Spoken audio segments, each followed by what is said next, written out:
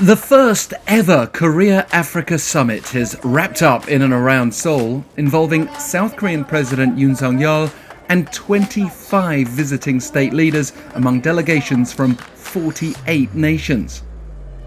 And after the main summit Tuesday, they released a joint declaration made up of no fewer than 25 points, spanning pages of agreements and plans for the future.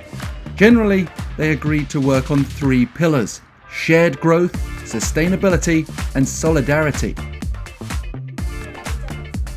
Point 15 grabbed immediate headlines as they agreed to launch the Korea-Africa Critical Minerals Dialogue, motivated by unstable supply chains while stressing Korea's role in leading the electric vehicle, battery, and renewable energy industries that rely on critical minerals, and Africa's critical mineral reserves, particularly as South Korea seemed to be lagging behind in terms of securing access to mines.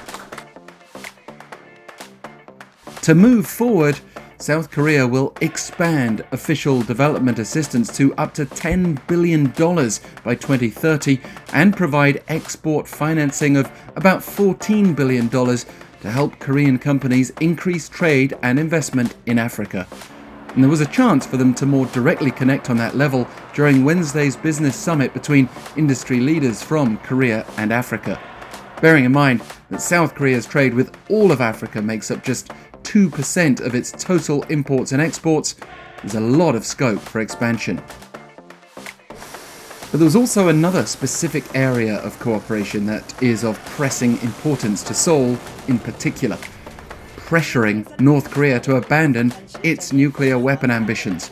The North has built its own diplomatic network with various African nations amid accusations that Pyongyang's been able to get around sanctions by raising funds from projects with partners in Africa. But North Korea's cause won't have been helped by its decision to send tons of trash to South Korea, including the Seoul area, just as this summit was being prepared. An African delegate. With South Korea being elected as a non-permanent member of the UN Security Council for 2024 to 25, and with the African Union accounting for close to 30% of the UN's overall membership, it may be meaningful that Tuesday's joint declaration reaffirmed their commitment to the full implementation of all relevant UN Security Council resolutions, and also underscored the goal of the Korean Peninsula's denuclearization. Next up, there will be a Korea-Africa Foreign Ministers meeting in 2026 to evaluate outcomes and explore the possibility of holding the next summit. Seoul said it wants to hold the summit at least every 5 years so as to steadily expand ties, seek mutually beneficial economic projects, and exchange views on outstanding diplomatic issues.